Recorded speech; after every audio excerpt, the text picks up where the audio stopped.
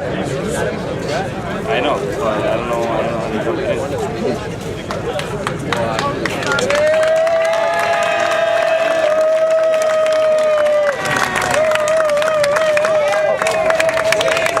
Michael, can you move? Thanks, Michael.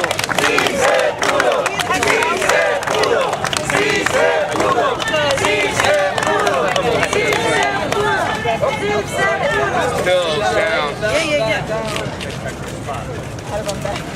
Oh, sorry, sir. How are you? I'm good, I'm good. Everybody ready? Well, first let me recognize all of my council colleagues who are here, and if I miss anybody, because there's a big crowd, just holler. Councilmember Margaret Chin, Councilmember Liz Crowley, Councilmember Steve Levin, Councilmember Sarah Gonzalez, Councilmember Dr. Bethany Jean, Councilmember Adonis Rodriguez, Councilmember Fernando Cabrera, Councilmember Jimmy Van Bremer, Councilmember Mark Wefford, Councilmember Jessica Lappin, Councilmember Al Van, Councilmember Jim Panera, let me take a breath. Councilmember Leroy Comrie, Councilmember Donovan Richards. I heard this here, but I don't. I'm right behind you. I look older. Sorry, I didn't see you there. I don't know if I said Jessica, but I'll say Jessica again. And of course, the prime sponsor of the paid sick leave being Phil, Councilmember Hill.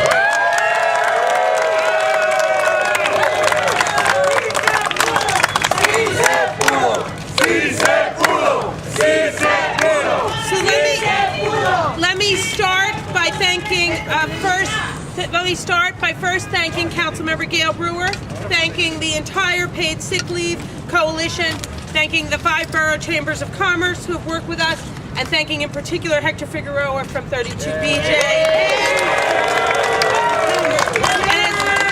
As Hector knows, we're only as good as our staff, Allison Hirsch. 32BJ. And also Sherry Lawant of A Better Balance, some folks who, along with Margaret Nelson, Adamolo Yesefa, Mike Laskaway, Laura Popa, Ray Majewski, and Preston Niblack from my staff also deserve a round of applause, as well as Gail Brewer.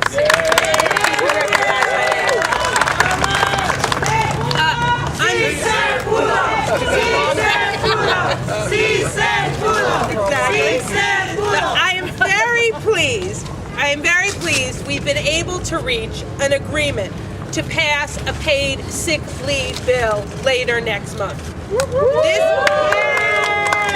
This bill will provide paid sick time and unpaid sick time to over 1 million workers in New York and provide paid sick time to nearly 1 million workers.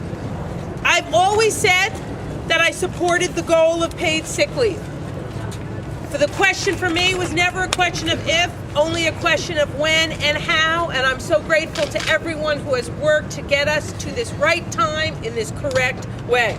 People who are sick or who need to take care of a sick or ailing loved one should be able to take a day off without being afraid of losing their job and therefore being afraid that they won't be able to pay their bills. It is simply the right thing to do, what we are announcing today. Like everyone, I've been moved by the stories we've heard of people who have not had this important benefit. Throughout the process, I, along with many of my colleagues who are here today, and Gail herself, have also pressed on the importance of recognizing the impact that this proposal would have on New York City's economy, its small businesses, and its mom and pop proprietors. And I want to particularly thank Gail, who, although has been a fierce proponent for this bill, she has always been mindful of that in a very inclusive way. It's been my goal to make sure that when we provide this important benefit to millions of people who need access to paid sick leave, we did it without creating an administrative burden on those businesses that currently offer the benefit when they can least afford it. And I've always said that it was vital, that any paid sick bill protect small businesses and ensure that we move forward only in the right economic time. And I'm proud to say that this legislation strikes the balance of those interests in an important and aggressive way. And frankly, that's what effective policymaking is all about, striking that balance. The agreement we've hammered out meets all of these goals. It provides a critically important benefit to New Yorkers, and it does it without putting jobs at risk.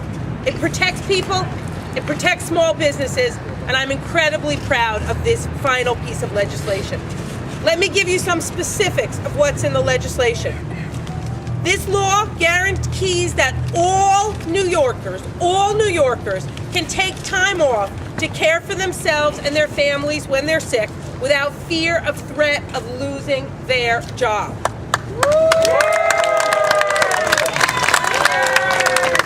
And I want to thank in particular Make the Road New York, for whom I know that was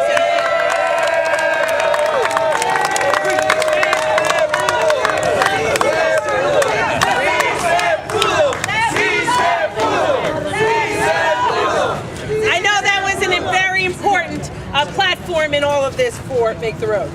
Businesses with 20 or more employees will have to offer paid sick leave beginning a year from now, April 2014. And businesses with 15 or more employees will have to offer paid sick leave beginning 18 months later in October 2015. In addition, the bill will require that all businesses of any size, as I said before, provide unpaid sick leave to their employees beginning also on April 1st, 2014. By setting the start date 1 year in the future, we're giving the economy additional time to demonstrate a consistent and stable recovery, and at the same time, it appropriately allows businesses the time they need to get ready to offer paid and unpaid sick leave. Importantly, this bill includes a trigger, something that I've talked about for a while, that ensures the law only goes into effect if the economy continues to recover. So if a major downturn occurs, we would put off implementation of the legislation. To determine this, we're using the Federal Reserve Banks of New York's Coincident Index, which is a measure of New York City's economic growth and a comprehensive total measure that gives us a real sense. Under this provision, as I said, if the economy unexpectedly worsens, the bill will be delayed from taking effect until the conditions improve.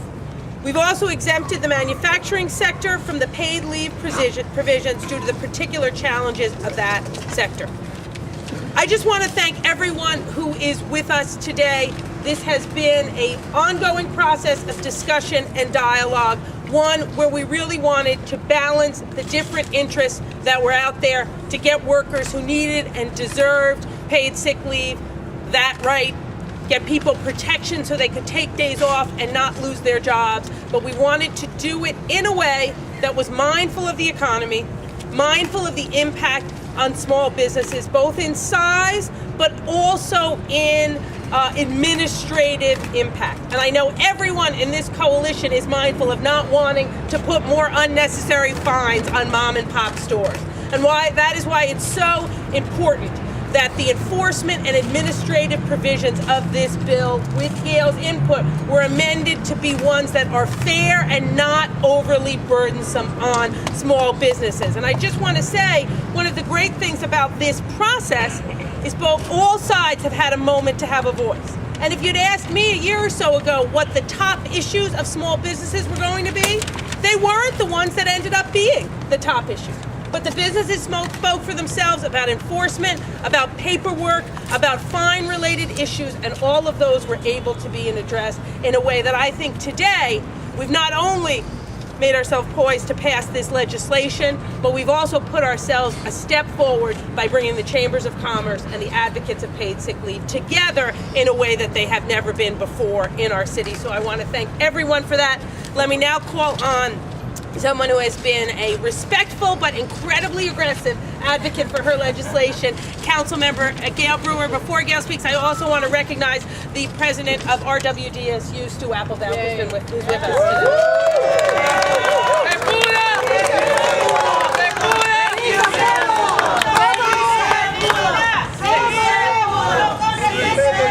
Thank you very much, Speaker Quinn, and this amazing coalition.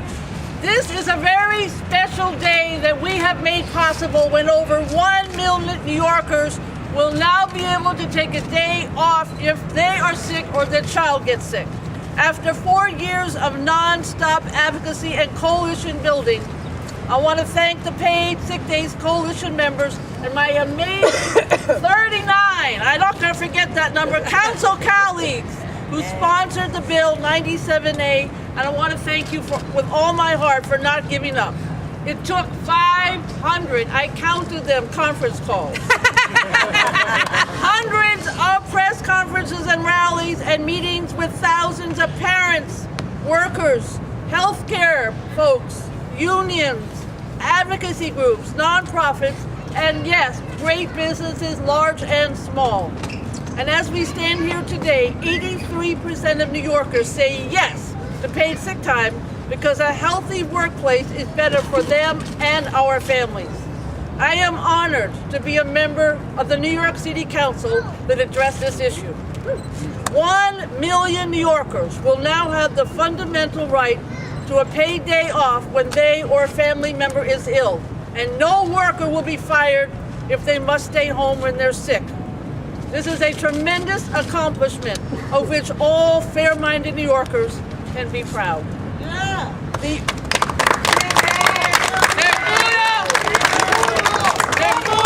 The argument over paid sick time was always about common sense and fairness.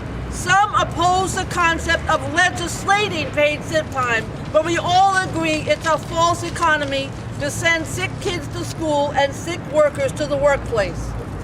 I believe that this potential law enshrines the principle that American exceptionalism is not just about large profits and small elites, but a workplace that is safe, fair, and respectful of the lives of workers. It returns us to a premise as old as that geezer, Henry Ford, or someone I prefer, Francis Perkins. When workers get to share in the prosperity they create, then everyone benefits. Workers who have an incentive to invest themselves in their jobs will remain loyal and be better employees, and paid sick time rewards these qualities. So today we have an agreement that says to 1 million New Yorkers that this government of the people is not only about those who have everything, but each of us has a right to benefits created by the labor of all of us. Thank you very much.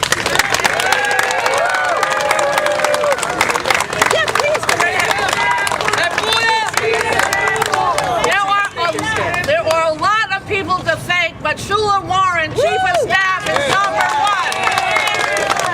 And Will Colgrove, also from my staff. I do want to thank A Better Balance. You heard Shelley Wayman. I also want to thank Jared Make, who worked from A Better Balance. From the New York State Paid Leave Coalition, Donna Dolan and Martha Baker. From the Center for Popular Democracy, Andrew Friedman and Amy Carroll. Oh my God. From Make the Road, there are lots and lots of people from Make the Road. Javier Valdez particularly. I want to thank Bill Lipton. I want to thank Bill Lipton and Emmanuel Wilson from the Working Families Party. I want to thank Community Service Society Nancy Ratkin. I want to thank ROC. I want to thank the Fiscal Policy Institute James Parrott. I want to thank Gloria Steinem. I want to thank Ruth Bessinger, Berlin Rosen, all the clergy, all the doctors and nurses who came from the unions and from the hospitals. I want to thank, I can't tell you how great, with all due respect to Hector Figueroa, Allison Hershey, with all due respect. You take no offense at that. 1199 is also wonderful. The amazing number of unions, the New York State Nurses Association. I think you heard earlier how wonderful retail RWDSU is, but they are the legal aid attorneys, Local 1500, United Food and Commercial Workers. Pat was also very helpful. UFT was helpful.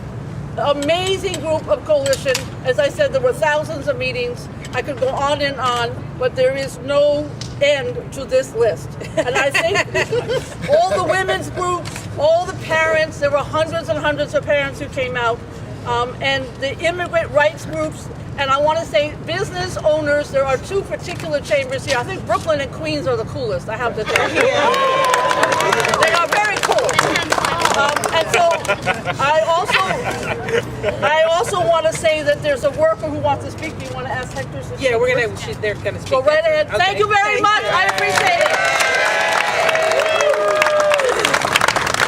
Now, I'm not sure why Gail had had to diss the other chambers and Henry Ford. All but thank you very much, Gail. Let me recognize we've been joined by Councilmember Inez Dickens as well. Thank you for being here. And let me next call on, and Gail is absolutely right to underscore how great Allison Hirsch was from 32BJ. But let me next call on the president of 32BJ, Hector Figueroa, someone, and I know Gail will agree with this, we would not be here today without the whole coalition, but I can tell you without a doubt we would not be here today without the incredible focus, effort, and vision of the great president of 32BJ, Hector Figueroa.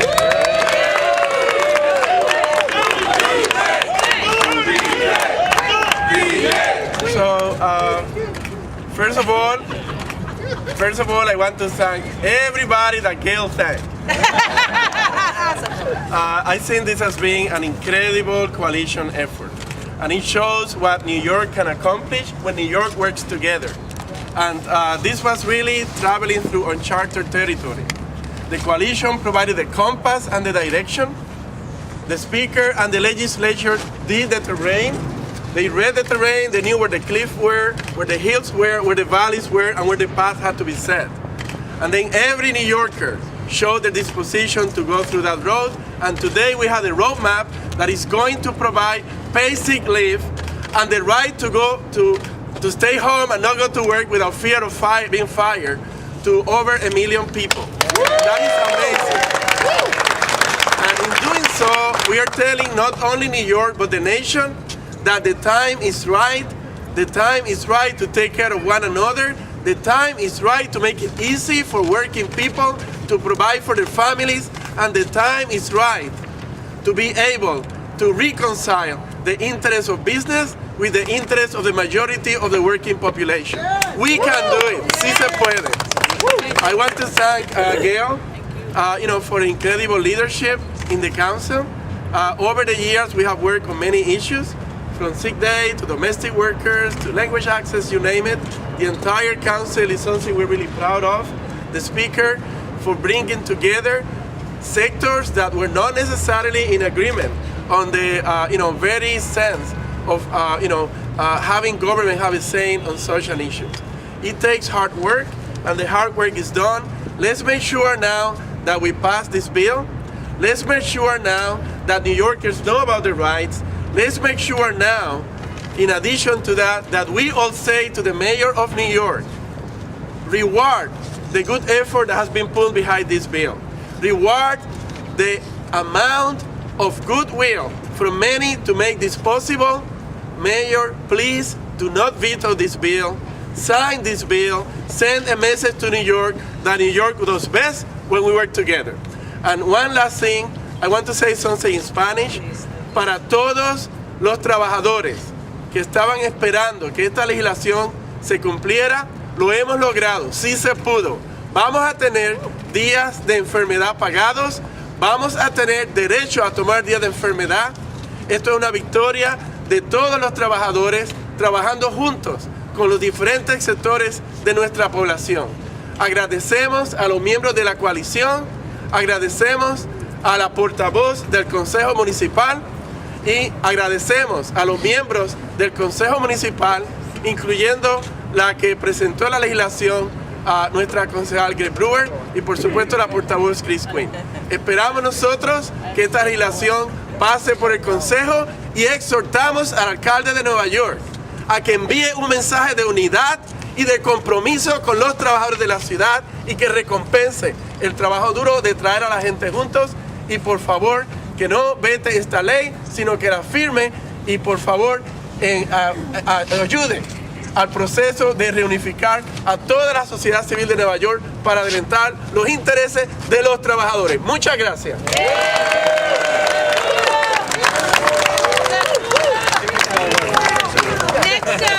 Next we're going to hear from, I guess what we're going to have to call one of the coolest chambers of commerce now, dubbed by Gail Brewer, Jack Friedman from the Queensborough Chamber of Commerce.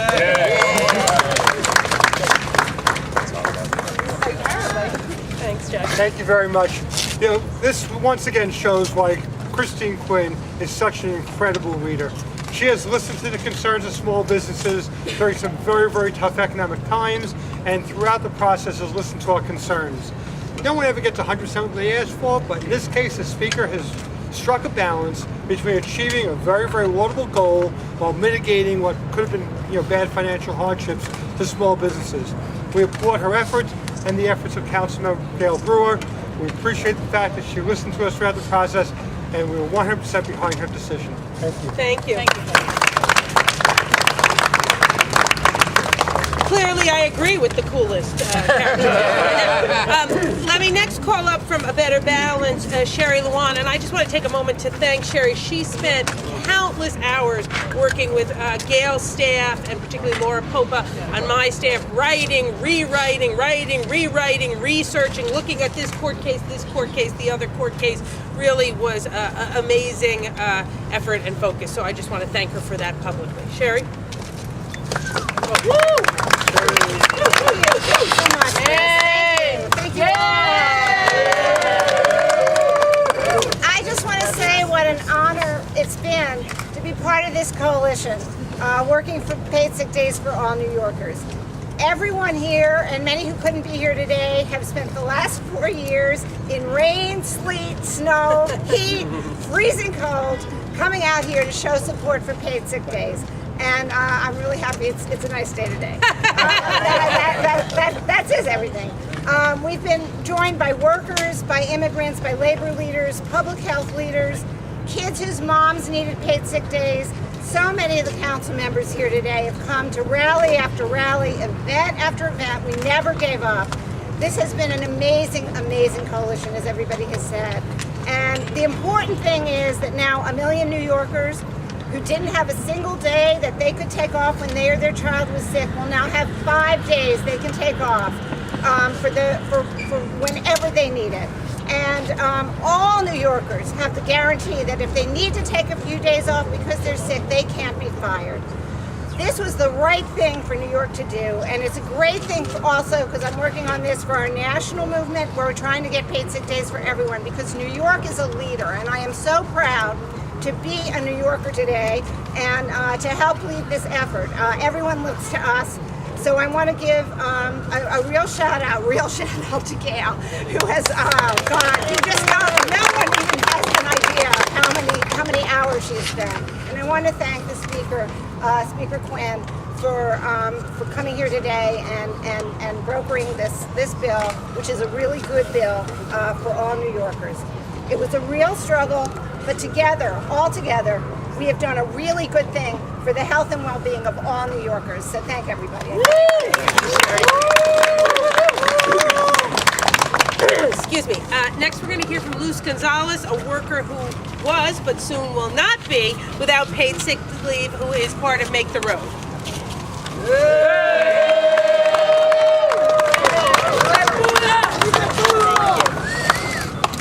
Buenos días a todos, mi nombre es Luis González, soy un inmigrante que vive en Queens y un miembro de la organización Make the Road New York. De parte de todos los miembros de Make the Road, estamos emocionados de tener un compromiso de beneficiar a más de 1 millón de trabajadores en la ciudad de Nueva York y dar protección laboral a muchos más. Es muy doloroso cuando un miembro de nuestra familia se enferma, o muchas de las veces nosotros mismos. Llamamos al patrón para pedirle permiso, él nos dice, sí, está bien, tómense el día.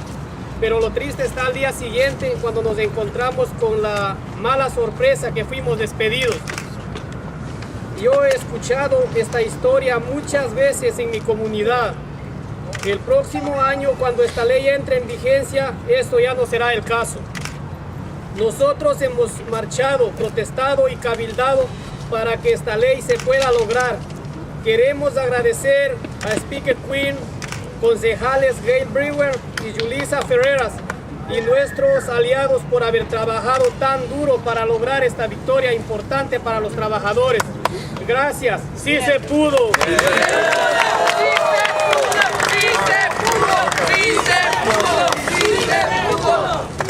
Good morning. My name is Luis Gonzalez, and I'm an immigrant that lives in Queens, and I'm a proud member of Make the Road New York.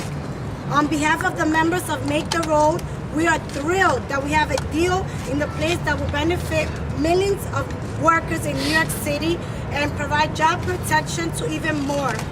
It's very painful when you or a member of your family gets sick and you call your boss to ask if you could take a day off. Your boss says, okay, take the day off. But then the next day you go back to work and find out that you have lost your job. I've heard this story too many times in my community. Next year, once the law goes into effect, that will no longer be the case. We have fought for this legislation for a long time with our allies.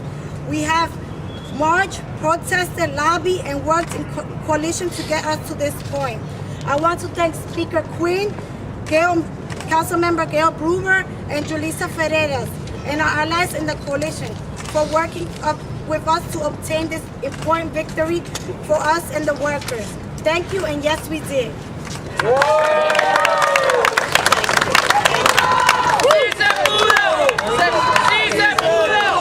Next, we're going to hear from 3 more speakers. Next, we're going to hear from one of the state's most amazing and forceful labor leaders, the president of RWDSU, Stu Appleton.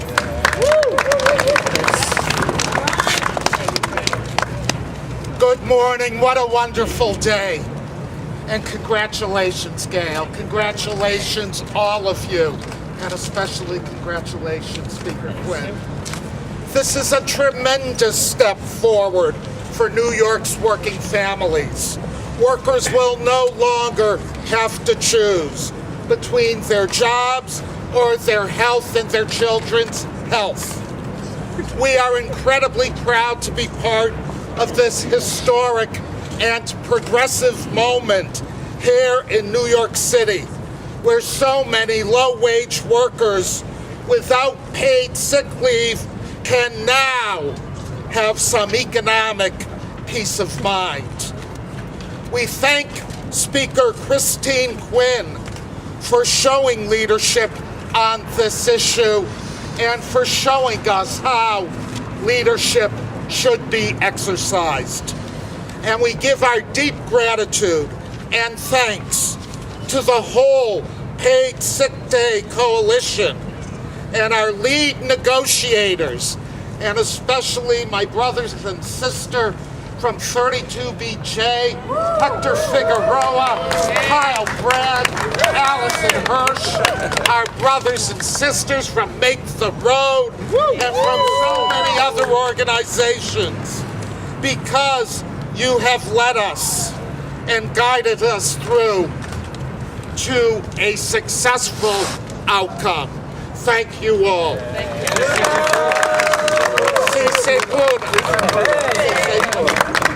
Okay, we have 2 more speakers keeping on the Gail Brewer School of Thought, which is what today is all about. From another cool Chamber of Commerce, Carlos Cesuro from the Brooklyn Chamber of Commerce, and then I haven't seen him in the crowd yet, but then we're going to hear from Bill Lipton of the Working Families Party. So Bill is here. Thank you. Oh, there you are. Thank you, Speaker Quinn. Thank you. Yes, Brooklyn is very cool. I think we'll all agree with that. Let me just give a shout out to our Brooklyn Council members. Thank you for everything. You know, for those of us who celebrate Easter on Sunday, today is something called Good Friday, but I think we should call it Great Friday.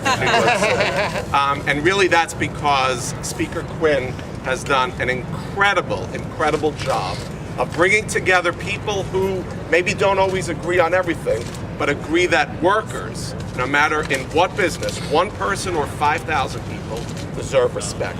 So Speaker Quinn, thank you for all that you've done in bringing us together.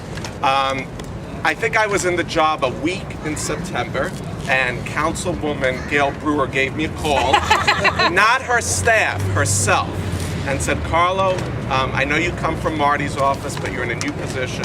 I'd love to speak to you. And I said, Councilwoman, I'll come to Manhattan. I do leave Brooklyn once in a while to visit you. And she said, no, I'll come to Brooklyn. And we sat for over an hour talking about what some of the important issues were. And I think when you look at the bill, and you should be very proud of this, Gail, because you really listened to people on all sides. You listened to businesses who understood that if you have 2 or 3 workers and you're a mom and pop, this would really hurt you. You listened to manufacturers who said, we're struggling in New York City already, this would hurt. And you listen to just everyone, the workers, the businesses. So I am proud to be here. I'm proud that Speaker Quinn put together this. I'm proud that Councilwoman Brewer worked on this. But really, I'm proud of New York because we really showed that the rights of people are always in our thoughts and in our minds, and I think this is exciting. Speaker Quinn, you deserve a big round of applause. Thank you. Just before we hear from Bill, I just want to underscore what Carlo just said about Gail. I don't think if there's 8.4 million New Yorkers, Gail may have called 7 million to ask them to support paid sick leave and to say she would go to wherever they were to talk to them for an hour about it. And Gail, I said it before, but I just want to say it again. You've been aggressive, focused, thoughtful, hardworking, respectful, and forward-moving every step of the way, and we wouldn't be here without you. So thank you. Your staff is I agree with that. That's for the Speaker's office staff. And in particular, Preston Niblack, Ray Majewski, Mike Laskway, Margaret Nelson, Laura Popa, Ramon Martinez, when it wasn't 32 BJ involved, and then Chuck Mara. I feel like I've forgotten some. Margaret, did I forget anybody? No, that's everybody. So let's give them a big round of applause. And everybody who helped them. And last, but absolutely not least, Bill Lipton, of the Working Families.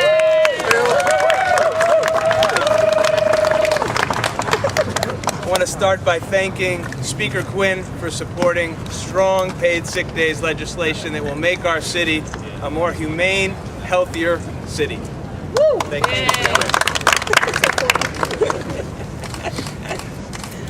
Gail, you've inspired us, you've led us, you've done an incredible job as chief sponsor of this legislation. You and your 38.9 other colleagues have been tenacious and relentless. We want to thank you for all your incredible work. This amazing coalition that has done just incredible work for 4 years it's been such an honor to be a part of it. I want to just hang on a lantern on a few folks who some of them have been recognized a lot, a few of them who haven't been recognized enough, in my opinion. President Figueroa, Allison, incredible work. Thank you so much.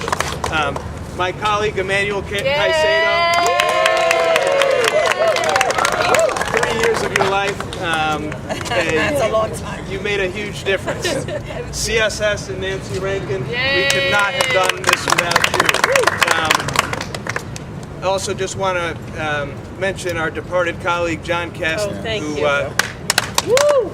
in this and so dearly and thought about it and taught us all so much. The idea of the Working Families Party really can be summed up by the notion that we're in this together. Whether we're fighting to protect Social Security, fighting to reform the Rockefeller drug laws, or pass paid sick days legislation, we believe that society does better when we all have a stake in caring for each other. Today, I think all of us take a big step forward towards creating a society that embodies those values of solidarity and empathy. And I just want to close by reading a statement from Gloria Steinem, who wanted to be here today. I thank Councilmember Gail Brewer and Speaker Quinn for hanging in there with countless women's groups, the building service workers at SEIU, the Community Service Society, A Better Balance, Make the Road, New York Communities for Change, the New York State Paid Leave Coalition, the Working Families Party, the Families at Work, Values at Work Consortium, and so many more. I know this coalition will stay together until every New Yorker has paid sick days and so can protect the health even of the Chamber of Commerce members, the Manhattan Institute, and all who opposed us. The majority is wise, but has to organize.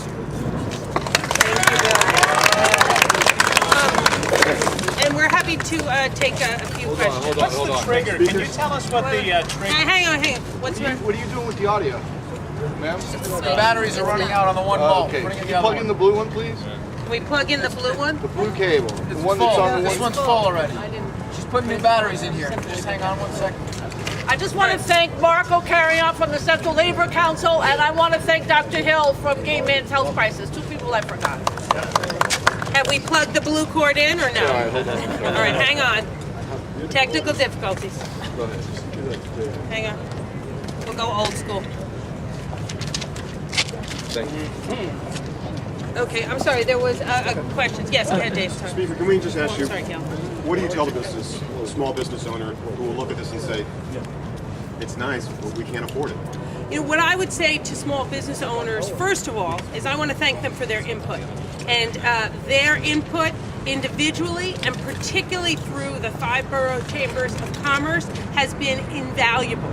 This bill has evolved to be one that is balanced, that we do not believe, based on the time frame it'll be implemented, the trigger that is involved, and the number of 20 and 15, we believe it is one that will not have adverse effects on small businesses, will not cost jobs. Also, what's the biggest thing? All of us hear from small businesses nowadays: fines, penalties, enforcement. The rewrite, new amended version of this bill affects that, addresses that completely, reducing fines, changing the administrative burden of the enforcement. So this bill addresses in a very significant way the concerns of the small business community and strikes a balance. This will occur in more positive economic times than we first began this conversation. It will exempt the smallest of businesses, but those small businesses will still have to offer unpaid sick leave, which is very, very important, and the administrative burden is greatly reduced to one that is fair and not burdensome. So I would thank them for their input. I'm sorry if they're not satisfied, but this is a right balance in my opinion. Yes, ma'am. Okay, Gail. If they already have paid time off, they're not part of the bill. So those that already have a policy that's equivalent, they're fine. I just want to make that clear because people forget. Christine, can you talk about the trigger? Hang on, yes, ma'am. Oh, I'm sorry. What would you say to opponents who question the timing of this during an election year when you were originally opposed to the bill? Well, let me be clear. I have always said the question for me as it relates to paid sick leave was not a question of if, it was a question of when. And it was a question of doing the bill in a way that didn't cost small business jobs and doing it in a way that we had a sense of a solid economic foundation to implement the bill on. That is what we've achieved in this bill. One, through making sure all workers have sick leave. 2, by upping the number of employees that it starts at. 3, by pushing the start date out to a year from now and making the 15 number after that. We also, with our economic trigger based on the facts from the Federal Reserve Bank, which include things like measures of employment, wages, and hours worked, all of that together addresses the exact concerns I have been talking about. Sometimes it takes a while to get good policy, but this isn't about politics, it's about policy. How does that figure? Can you talk about how those economic indicators have changed since the bill was introduced and there was a prolonged period of... I'm sorry, say that again. Oh, can you discuss how the economic indicators that you just described have changed since when the bill was first introduced? Well, what we've done as it relates to the federal, and what we're using here so folks understand, because it's hard to say there's one specific thing, right, that gives you a full sense of the economy. So we're working obviously with the Federal Reserve Bank of New York's coincident index. That coincident index takes in a comprehensive collection of different informations. Is employment trending up? Are wages trending up? Are hours worked trending up? And when you look at the coincident index, and I want to thank Ray Majeski and Preston Niblack and Paul Strum and the rest of our team of economists for realizing we were kind of wrong looking for one thing and that we should go to this amalgam that exists within the Federal Reserve. They are trending upward very much in a very positive way compared to where we were about 3 years ago when I took my first public position on paid sick leave. And what the bill says is that they must remain at or above the January 2012 level. And I think if you spoke to all, the vast majority of economists, they would feel that the 2012 level was one that showed growth and positive movement in the economy. Right, how does that trigger affect the bill if it became law? Can you talk about the enforcement and why you changed from the Department of Health to Consumer Affairs? Sure. Look, I think all of us who we've been working on this bill long struggled with what the right agency was for enforcement. And it's important to note that some of the original version of the bill, that question was left open. Now, we went back and forth. We could have left it open. We felt it was better to pick an agency. The Department of Health, for better or worse, is the one that small businesses complain about most aggressively. In an almost to the degree you can have it in New York City, unanimous voice. So when we had conversation, there was clear agreement that wasn't the right way to go, although we understood why the coalition wanted to go there from a public health perspective. We thought the Department of Consumer Affairs, not that small businesses love when they get enforced by the Department of Consumer Affairs, but there's a general sense that it's an agency that has a more balanced perspective on small businesses, and we think that is a better place to put it based on just the historic experience of small businesses. And so how will the enforcement work? Well, the Department of Consumer Affairs will have to work with them on the rulemaking and the implementation of that. You know, they'll have to be, we've changed the structure, and Gail can speak to this more about if you already have it, if you already have leave, right, you're not covered basically under the bill because you already have leave. You might have to prove that to the city. We're not prescribing what kind of paperwork you have to have, as other drafts have done. We're just saying you have to have paperwork and documentation so you can show the city. So if the DCA comes to check, you're going to have to show that, as opposed to having to switch your whole accounting system to one decided by the city, which is a very important thing. Also, the fines have been reduced significantly. Gail, did you want to answer? The way it works is that if I'm in a business and I have a complaint, then I have 9 months from that infraction to make the complaint. After that, it will be investigated by the department. It is a complaint-based system. Nobody's going to come around and check. If you have a complaint, that's how it works in San Francisco, Washington, D.C., Connecticut, etc. After that, they will do their usual investigation, and there will be a tribunal just like in any other agency, and they'll be fined or not. You can get reinstated if in fact you've been incorrectly fired from your job, etc. Speaker, in a statement last night, Bill de Blasio said that hundreds of thousands of New Yorkers would not be carried as part of this agreement, and he seemed to indicate that he thought that was wrong. What's your response to that? No, I think what today is about is what we are accomplishing.